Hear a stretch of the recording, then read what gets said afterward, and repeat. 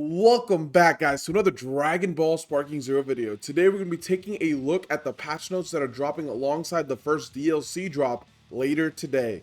As of this video going up, it's probably going to be about another hour till the DLC is live, but this patch is going to be going up as well as soon as that DLC goes up. With that being said, let's go ahead and dive into this DLC patch. The first thing, of course, is that they're going over when it will be going live. The following adjustments will be applied on January 20th at 2300 CET, which translates to 14 PST, which means these are actually about to be live in game in 2 minutes as of recording this video. And the maintenance for this will be approximately an hour, which is when the DLC goes up. So in reality, it's going to be an hour and 2 minutes. But in about 2 minutes from now, the game will go into maintenance and the patch will be starting to be implemented. There is a new game mode called the Legendary Warrior Face Off. This mode is where you can face off against an extremely powerful character that has been added for a limited time. You cannot select this mode outside of this period. I believe that this is going to be kind of like a raid kind of mode that you maybe can do with friends, but we'll see about that when the game drops and we'll go ahead and test it out. As far as the functionality adjustments, they made it to where episode battles, you can now change the difficulty even when you're using a dragon orb. Custom battles have more situations, effects, and text that you can select. Player matches finally have the option where you can go into quick match and it just puts you into a match with people rather than putting you into a room. And then they made a separate option for a quick room search, which is how it should have been to begin with. However, it's a good thing that it was added finally. Ranked match now has a additional wait time if you have a penalty based on the number of times you DC. It's a nice little negative for those people that do, and you do also now get points when people DC, so that's a good thing. Battle setup, you can now see the controls explanation when selecting a character. I believe the controls explanation is where you can see like a list of all the moves the character has. So you can see that now from just the battle setup area, and that's pretty cool too. That way you don't have to go like individually into every character to see what they do. Training has the option of guarding after attacks. This is a good option to see if your combo is a true combo, where the only option they have of getting out of it is to press a super counter. So that's a good option that they have added in, so that way you know if the combo you're doing is practical or not. From the front mainly. From the back, any combo is practical. Pun intended. Battle system adjustments. Charge attacks, smash attack, or rush chain will no longer recoil while charging when receiving a rush attack or rush key blast from an opponent in sparking mode. That's okay. You know, it's a nice little extra little bit of protection there. Rush attacks now have harder to mistakenly input a smash attack during a rush attack. Personally, I didn't have too much of an issue with that, but I mean, it's a cool change, I guess. At least that way, you know, when you're doing a smash attack, it's actually going to be a smash attack. And then Grand Slash, this was, I think this was, honestly, I thought this was mini patched. I didn't know this was still in the game.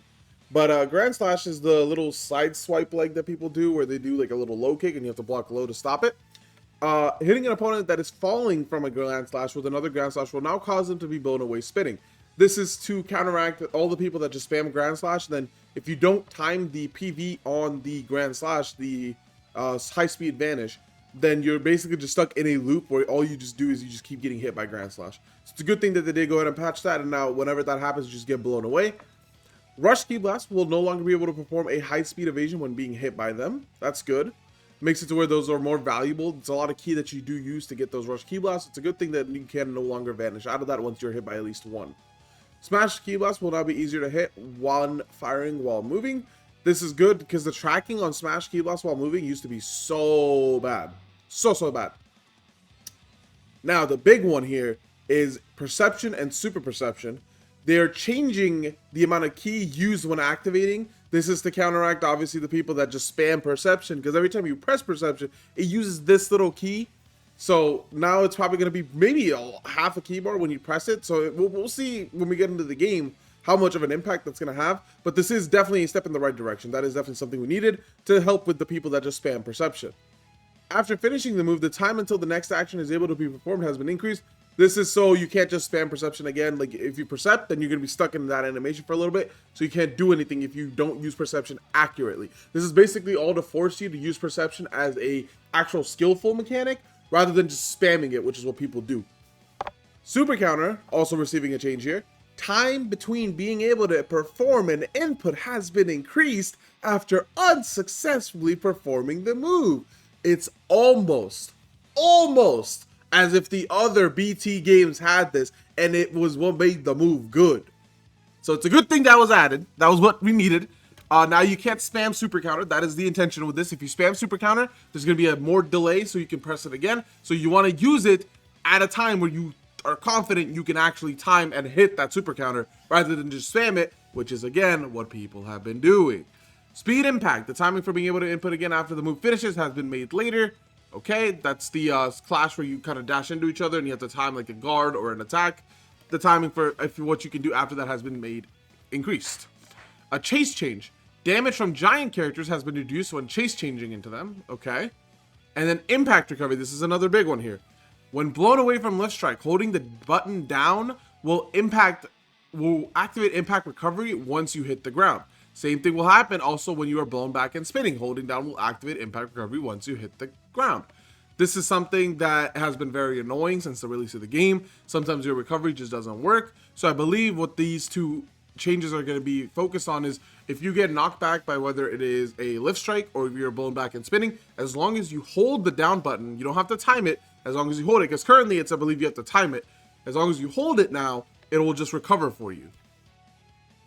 Now, skill adjustments. Overall automatic avoidance skills, basically like wild sense and like after image, stuff like that. The opponent will no longer be able to use these skills when performing a combo and continuing the combo with a Russian. This is to kind of avoid that, like being able to pop it like mid-fight, then you have that active, then you're still fighting, you're getting skill gauge, and you can pop another one. So it's kind of to play around that. The other thing they did do is they lowered the damage that Wild Sense does.